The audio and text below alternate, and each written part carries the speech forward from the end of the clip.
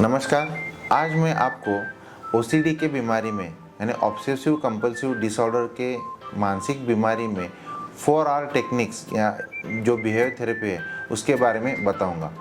First है रीलेबल, second are है रीएट्रीब्यूट, third are है रीफोकस और चौथा है रीवैल्यू। तो पहला जो आर है उसको बोलते हैं रीलेबल यानी नाम देना या पहचानना।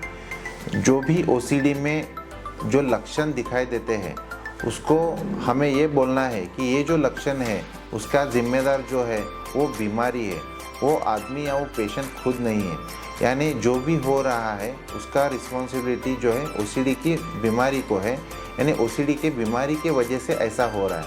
अगर पेशेंट को लगता है कि मेरा हाथ गंदा है और मुझे बार बार हाथ धोना पड़ता है तो उनको ये बोलना है ये जो भी विचार आते हैं और ये जो भी लक्षण है वो जो लक्षण है वो ओसीडी की बीमारी की वजह से है। उस लक्षणों के लिए वो खुद जिम्मेदार नहीं है, वो बीमारी जिम्मेदार है। इसी को रीलेबल बोलते हैं। दूसरा आर है उसको बोलते हैं रीएट्रीब्यूट यानी कारण समझना या श्रेय बदलना। अब जब भी ये ओसीडी के लक्षण दिखाई देते हैं तो हमें ये बोलना है कि उसका रिस्पॉन्सिबल जो है वो आदमी नहीं है, वो पेशेंट नहीं है, तो वो ओसीडी बीमारी है। लेकिन उसके पीछे कौन सा कारण है तो हमें ये बोलना है कि इसकी वजह जो है वो केमिकल डिसरेगुलेशन की वजह से है और उसकी वजह से डर पैदा होता है। यानी ये जो डर है ये वास्तविक नहीं है, वो केमिकल इम्बैलेंस की वजह से ऐसा हो रहा है। और इसीलिए दिमाग जो है ये दिमाग ज़्यादा लेवल पे डर को महसूस करता है, इसीलिए ये डर वास्तविक नहीं है, केमिकल इम्बैलेंस की वजह से ये है। इसीलिए रीएट्रीब्यूट में ये बोलना है कि यह डर वास्तविक नहीं है, इसका जिम्मेदार ओसीडी बीमारी है और इसका कारण है केमिकल डिसरेगुलेशन यानी केमिकल इम्बैलेंस की वजह से ऐसा हो रहा है। और उसकी वजह से ये जो दिमाग है ये दिमाग फॉल्स अलार्म या फॉल्स सिग्नल भेज रहा है। तीसरा टेक्निक है, तीसरा आर है उसको बोलते हैं रीफोकस। रीफोकस यानी ध्यान हटाना है और दूसरे कुछ काम में अपने मन को व्यस्त करना है।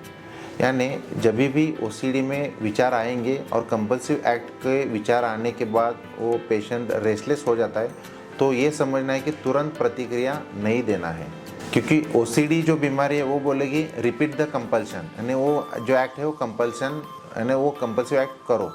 लेकिन आपको खुद बोलना है कि डिले करो और कुछ दूसरा काम करो।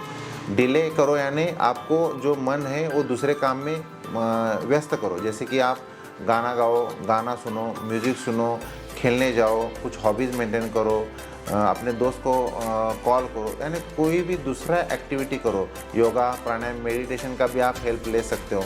ऐसे मन आप डाइवर्ट करो, डिले करो और धीरे धीरे ऐसे करने के बाद अपने दिमाग ये सीख जाएगा कि कभी भी कंपल्सिव एक्ट का विचार आने पर भी आपको तुरंत प्रतिक्रिया नहीं देना है, ये दिमाग सीखेगा। इसी को बोलते हैं रीफोकस। रीफोकस यानी ध्यान हटाना है और दूसरे चीज़ों में ध्यान लगाना है। अब आता है चौथा आर, उसको बोलते हैं रीवैल्यू। रीवैल्यू यानी उसका जो महत्व है वो कम करना है, अहमियत जो है वो कम देनी है। उदाहरण के तौर पर आपको ये बोलना है कि ये जो विचार आते हैं वो विचार इम्पोर्टेंट बिल्कुल नहीं है, ये झूठे अलार्म है, फॉल्स सिग्नल है या जो नकली डर है ऐसा बोल सकते हैं, ये बेनिफिट उसका बिल्कुल नहीं है ऐसा बोल सकते हैं। इसीलिए जब भी विचार आएंगे तो आपको बोलना है कि ये नकली डर है, जो ओसीडी का झूठा धोखा है, उसे मैं बिल्कुल फॉलो नहीं करूँगा।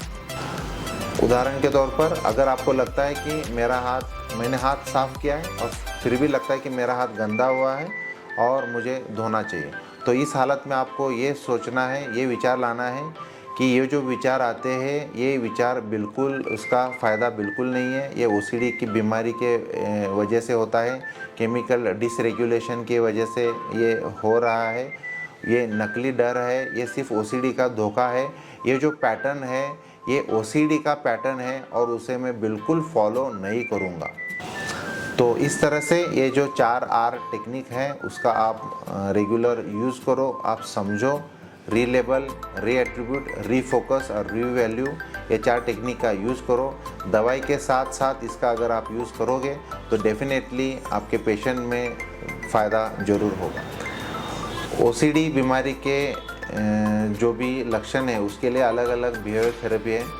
आज मैंने आपको 4R टेक्निक्स के बारे में बताया। मैं आपको फिर नेक्स्ट लेक्चर में, नेक्स्ट सेशन में और कुछ अलग तरीके या अलग टेक्निक्स के बारे में बताऊंगा।